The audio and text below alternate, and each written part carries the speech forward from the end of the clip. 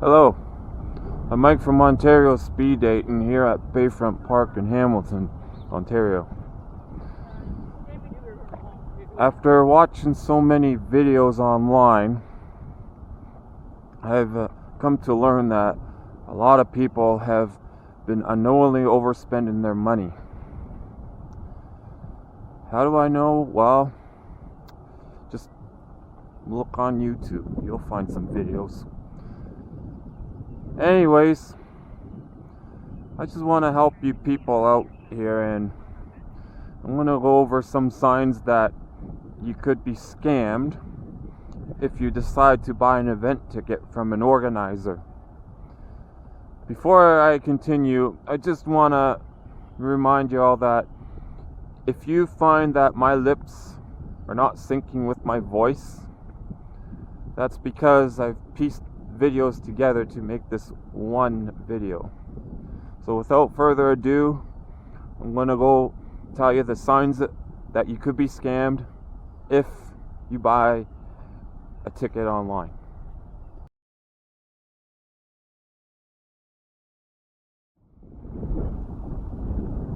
Okay. One sign is if the organizer does not allow you to pay by credit card. Only exception is if the event is free or if the price is ridiculously low, like 50 cents or something. I say that because you as a customer have a right to have some protection. You as a customer have a right to a refund should there be a cancellation. So, if you use a credit card, what pretty much every credit card company has is a feature called the chargeback. What that does is, if you buy a ticket through your credit card and the organizer does not provide the services in accordance with the terms and conditions that you signed, if any, then you can ask the organizer for a refund. If the organizer refuses a refund and you did not accept a term that said no refund, then you could go ahead, do a dispute with your bank, which is called initiating a chargeback. Then, if the bank is satisfied with your complaint, they'll give you your money back. And depending on who the organizer is dealing with, they may be charged at their end a good fee for chargebacks. So, for your protection, pay with credit card.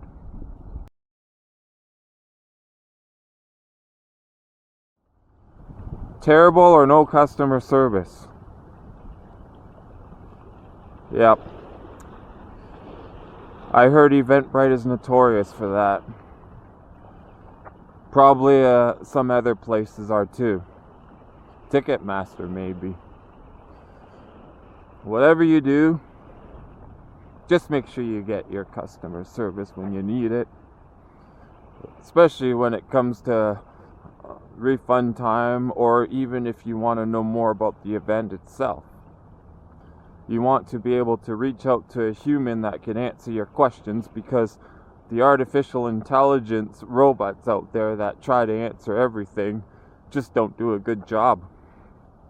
So if you cannot get a hold of a real human being that can answer your questions, whether it be by their email or by phone number, chances are you're probably going to be scammed for ordering a ticket from them. So just make sure you get all your questions answered before you buy a ticket.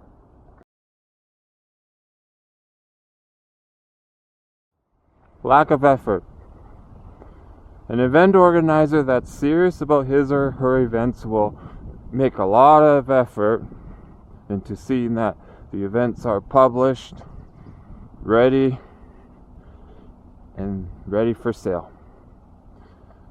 For me, I run Ontario Speed Dating, When I publish events, I try to publish them all over the place, including in print, on poles, in stores, and places where they're permitted.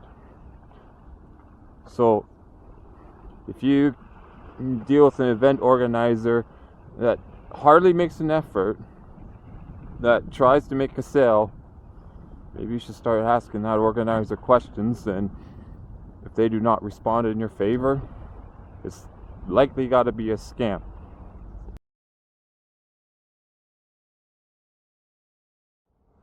Zero permission from the venue owner.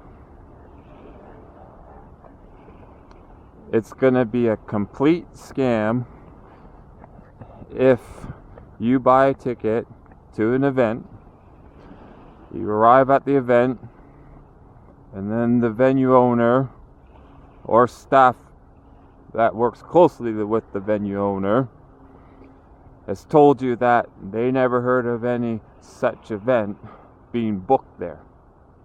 That is a major red flag, because that means that the event organizer had made zero effort to reach out to the venue owner to gain permission to run their event. That's a red flag.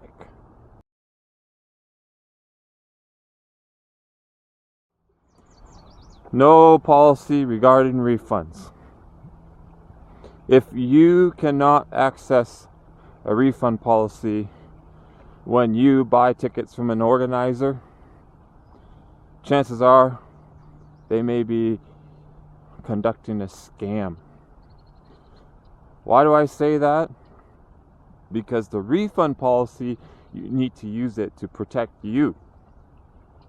Especially in cases where you're at the stage of getting a refund, and if you are qualified for a refund and you have that refund policy to you, and the event organizer does not uphold their end, you can file a chargeback against them and you can get your money. But if there's no policy, it may take either longer, or the banks might not be able to figure out if you qualify or not for the actual refund, because there's no policy to follow that you both agreed on. So make sure there's a refund policy, or go to a new event organizer.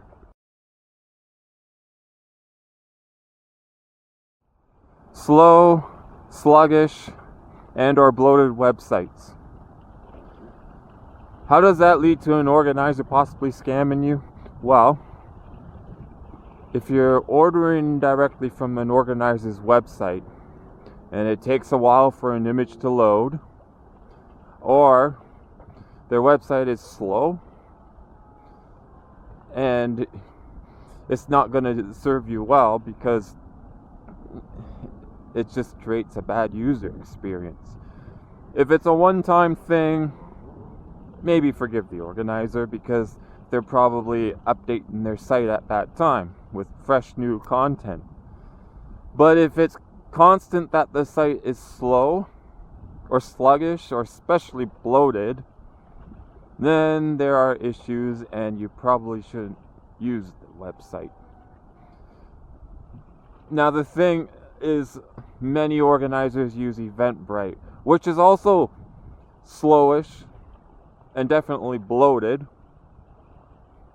because if your event organizer that you're buying tickets from uses Eventbrite, well, you should look into that. You should maybe find out why they're using a slow and sluggish website to collect payments.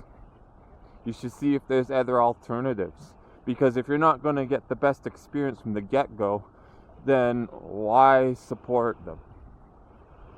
So I do know of some tools that you could use to see if a site is slow or not. I'll name one right now: Google Page Speed Insights. So if you go into that, they're going to ask you for the URL, which is the thing that the website itself that starts with HTTPS. So if you copy that link and you paste it into Google Page Speed Insights and you go to analyze, it's going to tell you a bunch of scores. Just make sure they're all 100 or at least a good 95 plus, especially in the performance category. Because if they're not high, chances are you're dealing with a sluggish website. You also want to pay attention to the details that are thrown at you when you see the results, because some may surprise you. So if you see a lot of issues with the website, I'd advise not to go to it.